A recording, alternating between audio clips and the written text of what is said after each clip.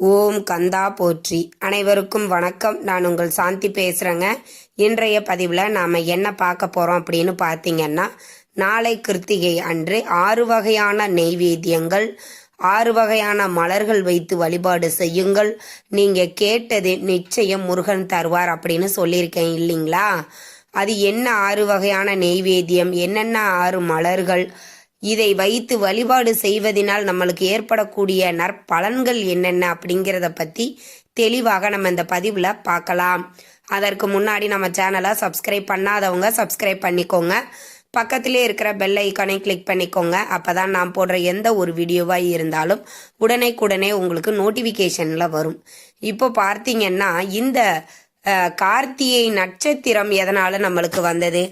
6 கார்த்திகை பெண்கள் முருகனை வளர்த்ததினால் கார்த்திகை பெண்களை வழிபாடு செய்வதன் மூலமாக நம்மளுக்கு இந்த கார்த்திகை அப்படிங்கிறது நம்மளுக்கு வந்தது.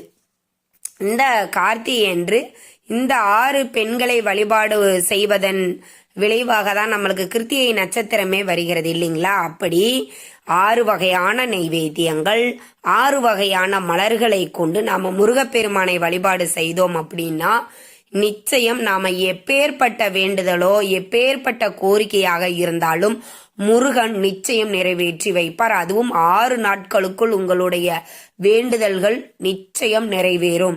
ஆனா நாம செய்ய வேண்டியது பயபக்தியோட, அவரை முழு நம்பிக்கையோட வழிபாடு செய்யணும். சரி, இந்த கிருத்திகை வழிபாடு எப்படி செய்யணும், எப்படி விரதம் இருக்கணும் அப்படிங்கிறத பத்தி ஒன்னொன்னா பார்க்கலாம்.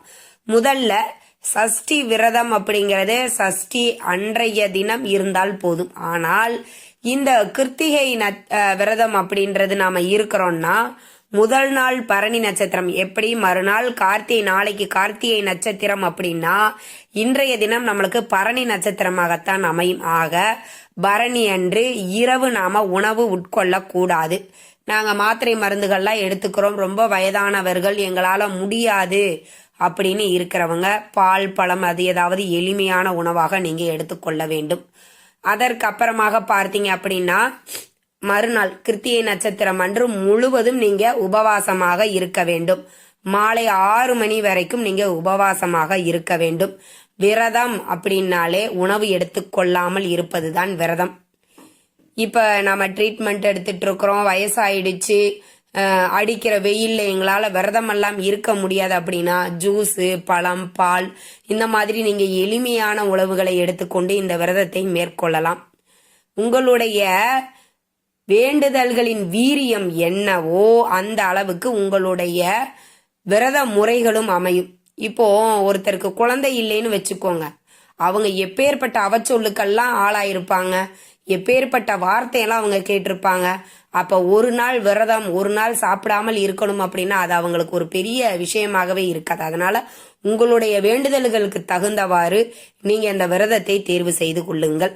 இப்ப விரதம் இருந்தாச்சு, மாலை 6 மணிக்கு மேல உங்க வீட்டுல முருகருடைய படம் எப்படி இருந்தாலும் சரி, அதை நல்லா முழுசா சுத்தம் பண்ணிட்டு மஞ்சள் குங்குமம் வைத்து, இப்ப நான் சொல்லக்கூடிய 6 வகையான மலர்களையும் நீங்க தயார் பண்ணி வச்சுக்கணும். 6 வகையான நெய்வேத்தியங்களையும் நீங்க தயார் பண்ணி வச்சுக்கணும்.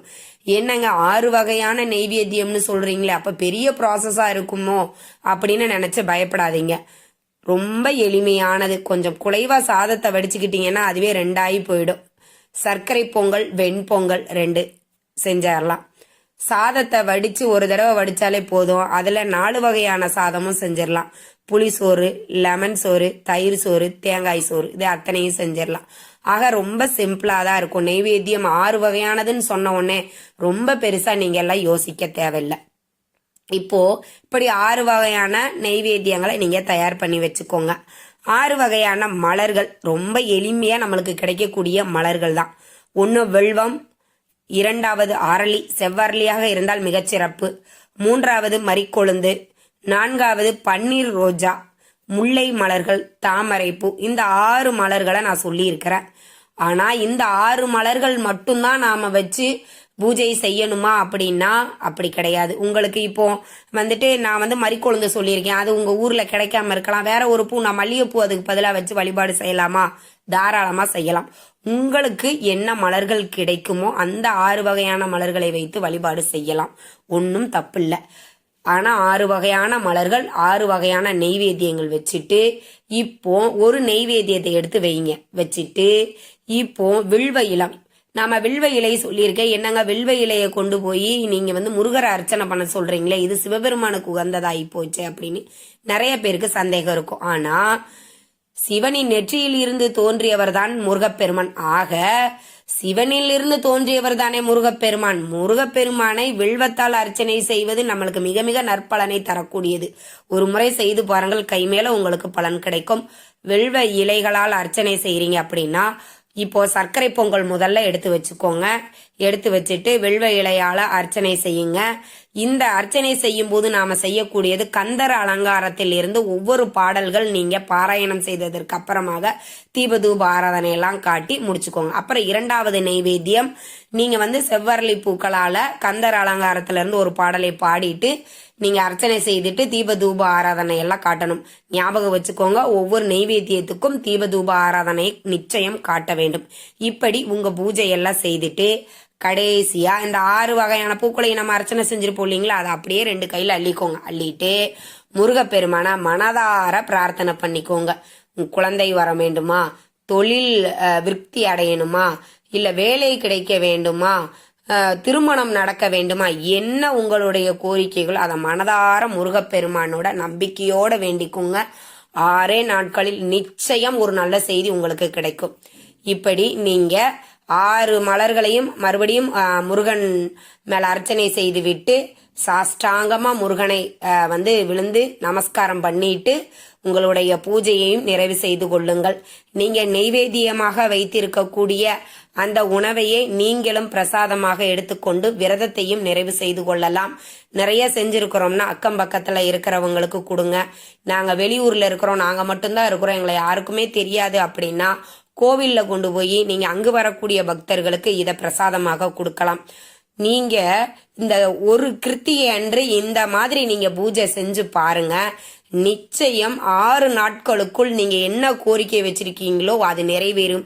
இல்ல அது நிறைவேறுவதற்குண்டான சூழ்நிலைகளையும் வாய்ப்புகளையும் உருவாக்கி தரும்.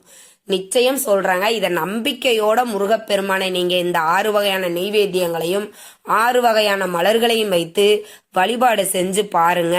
நிச்சயம் முருகன் நீங்க கேட்டதை கொடுப்பார். அவ்வளவுதான். இதுல வேற ஒரு மாற்று கருத்தே கிடையாது.